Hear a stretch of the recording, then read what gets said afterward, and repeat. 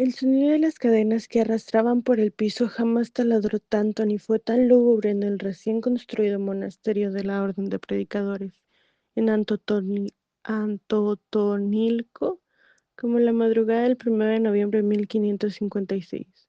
Justo al dar la medianoche, los 7 provisionales de la Orden de Frailes Menores, acusados de herejía y traición a la corona española de Felipe II, fueron ingresados con las cabezas cubiertas con tapujos negros encadenados de pies y manos al pequeño monasterio tras el recorrido a pie de 20 leguas desde México. La comitiva, dirigida por otros 10 frailes de la orden, llevaba por mandato entregar a los confinados a más tardar antes del amanecer. Fray Alonso de Azanza los recibió en la entrada con su hábito blanco, túnica, escapulario, capucha, capa negra y una cruz de calatrava que le colgaba del cuello. Laudare, benedictere, paraedicare, dijo al abrir la pesada puerta de madera.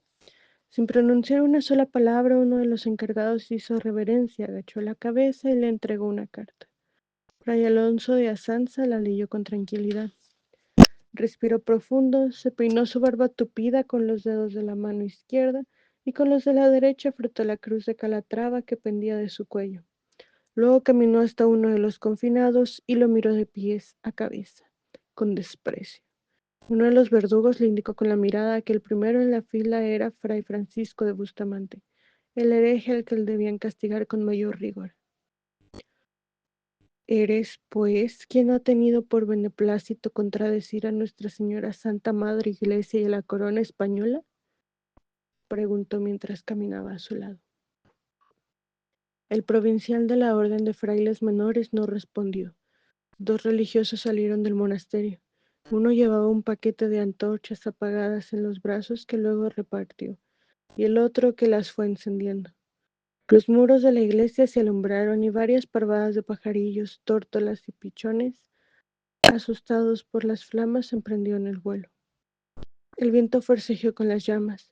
La luna se perdió tras un espeso nubarrón. Fray Alonso de Azanza dio media vuelta y ordenó que lo siguieran. Los condenados a muerte escucharon la enorme y pesada puerta de madera cerrarse a sus espaldas. El ruido de las cadenas se intensificó al entrar en el pasillo. Las sombras de los convictos y los verdugos en la pared llegaban hasta el techo. Nadie habló, solo se escuchaban las cadenas taladrando el piso, que se fue tatuando con las gotas de sangre que escurrían de los pies de los condenados a una muerte lenta. Tenían los pies hinchados y heridos por la caminata. Solo habían bebido un trago de agua cuando uno de los frailes dominicos se detuvo a descansar a mediodía. Los dolores en las muñecas y los tobillos eran tan intensos que apenas pudieron llegar. Las cadenas eran demasiado cortas e impedían pasos largos. Al bajar por una escalera estrecha, uno de los frailes encadenados tropezó y se golpeó la frente con el muro. El verdugo a su lado lo azotó con una fusta para obligarlo a incorporarse. Francisco de Bustamante volteó al oír que uno de los suyos estaba siendo flagelado. Tras el tapujo solo pudo distinguir unas siluetas. Empuñó las manos con ira y apretó los dientes. El hombre que había caído se puso de pie y todos siguieron caminando.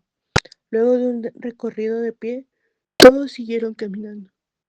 Luego de un recorrido largo y tardo, llegaron a una mazmorra improvisada en la que anteriormente fue el comedor. Medía alrededor de 10 metros por 20. Las paredes tenían más de 4 metros de alto. Las escaleras en forma de L hacían una esquina con 2 muros. Las ventanas habían sido selladas. Al techo lo sostenían unas enormes vigas de madera de pino. Saben bien que es demasiado tarde para arrepentirse, dijo Fray Alonso de Azanza y alzó la cabeza. Tenía las manos detrás de la espalda. Miró con altivez los 3 nudos en el cordón del hábito del franciscano, símbolo de pobreza, obediencia y castidad. Pero si quieren que la muerte les llegue pronto, deberán confesar quién más os socorre en esta empresa de intentar independizar a la Nueva España. Fray Francisco de Bustamante permaneció en silencio. Alonso de Azanza le quitó rápida y violentamente el tapujo de la cabeza y lo observó de frente. Bustamante tenía una telaraña de sangre en la cara. Entre ambos hubo un duelo de miradas. El dominico inhaló pausadamente. Posó la vista en el pecho del franciscano hasta llegar al Cristo de San Damián que le pendía del cuello, y se lo arrancó de un jalón. Luego, con el dedo índice le dibujó una cruz en el pecho. ¿Cuál es tu objetivo con ese sermón? ¿Acaso pretendías convertirnos en emperador de la Nueva España? ¡Respóndeme! Hubo un silencio acompañado del crepitar de las llamas. Los otros convictos continuaban con la cabeza agachada. El dominico comenzó a perder la paciencia. Maldito hereje, agregó fray Alonso de Azanza y lo abofeteó una y otra vez. Notó que se había manchado la mano con la sangre del condenado. Hizo un gesto de disgusto y se limpió con el hábito. Enfurecido, le quitó la fusta a uno de los verdugos y comenzó a azotar a Francisco de Bustamante. Confiesa, te lo ordeno. Un hilo de sangre llegó al suelo. Bustamante permaneció firme. Azanza no pudo contener su rabia y lo empujó con un pie para derribarlo. Al percatarse de que no lograría obligarlo a decir una sola palabra, ordenó que a todos los se encadenaran en los muros con los brazos extendidos. Les quitaran los tapujos y los azotaran 100 veces a cada uno. La tortura terminó cuando el sol cruzó el horizonte, pero ninguno de ellos supo a qué horas amaneció, pues ahí no entraba un solo rayo de luz. Cuando los verdugos abandonaron la mazmorra, fray Juan de García y López susurró: si no despierto, les ruego que oren por mi alma. Que Dios Padre tenga misericordia de nosotros. Fray Martín de la Vega añadió. Luego llegó el silencio que muchos temieron. La tranquilidad únicamente incrementa el martirio del transcurso del tiempo. Las horas y los días duraron una eternidad. El primero en fallecer fue fray Gonzalo de Villasana. Murió colgado de los brazos, como si hubiese sido crucificado. Fray Alonso de Azanza había dado la orden de que ninguno de los cadáveres fuese removido. Por tanto, a los pocos días la pestilencia se hizo insoportable. Las ratas comenzaron a invadir el lugar y, no conformes con comer la carne de los que iban muriendo, mordisqueaban las heridas de los sobrevivientes cuando éstos perdían el conocimiento. Bustamante solo se reincorporaba cuando sentía que le roían alguna llaga o cuando un fraile dominico le llevaba agua y pan.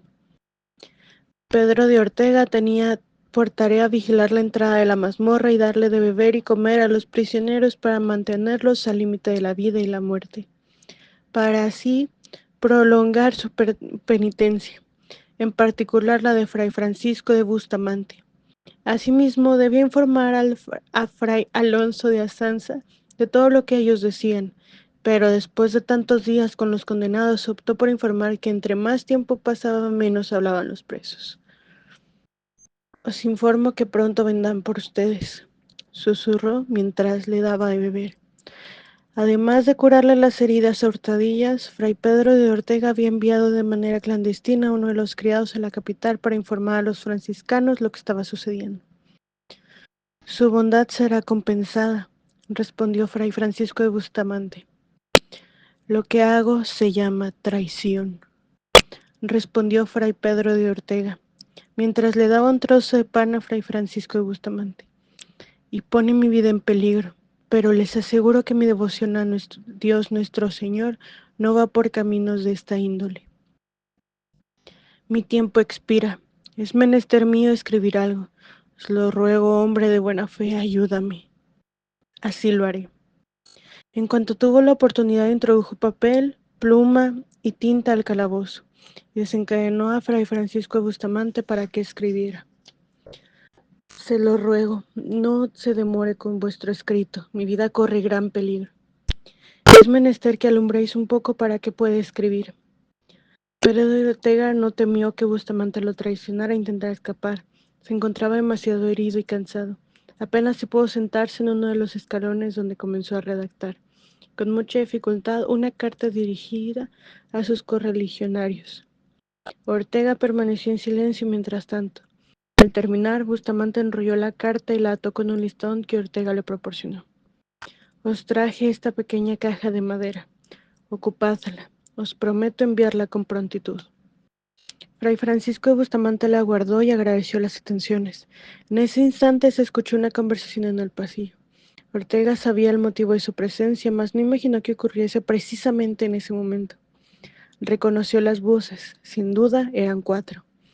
Caviló por un instante en traicionar a los frailes dominicos y arriesgar la vida. Calculó el tiempo, era insuficiente. Desencadenar a los presos que para entonces estaban demasiado débiles. Pelear contra los dominicos, subir por la escalera, recorrer los pasillos del monasterio, llegar a los caballos, ensillarlos y huir sin destino era improbable. Ciertamente no llegarían ni al final de los pasillos. Entonces también lo encadenarían junto con los presos y lo dejarían ahí hasta morir. Os lo ruego, dejadme encadenarlo una vez más. De no ser así, ambos moriremos hoy mismo. Bustamante aceptó y caminó hacia la pared. Era en realidad la única opción a su favor. Además, se encontraba débil para pelear. Las voces en el pasillo se intensificaron. Pedro Ortega supo que no había más tiempo. No podía salir con la pequeña caja en manos. Sintió temor. Caviló que, dadas las circunstancias, no alcanzaría su objetivo y puso la caja debajo de la sotana de uno de los frailes muertos que colgaba de las cadenas en los muros. Perdonad mi cobardía, dijo mientras la escondía. Sus manos temblaban desesperadamente. Ya sin fuerzas, Bustamante los abrazó para que Pedro de Ortega lo encadenara de nuevo. Pero el fraile dominico, que en ese instante comenzó a sudar de miedo, no le apretó las muñecas. Incluso se cercioró de que las manos de Fray Francisco pudiesen librarse con facilidad. Esto es lo más que puedo hacer por vos. No os preocupéis, Bustamante. No os preocupéis, bastante has hecho ya. Id con Dios. Fray Pedro, vuestra labor ha terminado. Retiraos. ¿Qué os ocurre? ¿Por qué tanto apuro? Respondió sin poder esconder su angustia. Sabía perfectamente lo que ocurriría, pero fingió no tener idea. Y sin dar explicaciones, le ordenaron una vez más que se retirara. Ortega demoró su salida, miró de reojo a los sobrevivientes y con la mano derecha le otorgó la bendición. Subió por las escaleras, pero de pronto los demás frailes la comenzaron a derrumbar. Una polvorada ahogó el lugar. Fray Francisco de Bustamante tuvo entonces la certeza de que era hora de su muerte. Cerró los ojos esperando que en cualquier momento la mataran a él y a los 4 sobrevivientes. Pero eso no ocurrió. De repente, escuchó una voz frente a él. Que Dios nuestro Señor perdone vuestra herejía. Y le dio la espalda. Los provisionales de la orden de predicadores subieron por una escalera improvisada de madera, que luego también retiraron. Fray Francisco de Bustamante y los demás sobrevivientes vieron lentamente desde el interior de la mazmorra como el hueco, que era la única salida, fue sellado.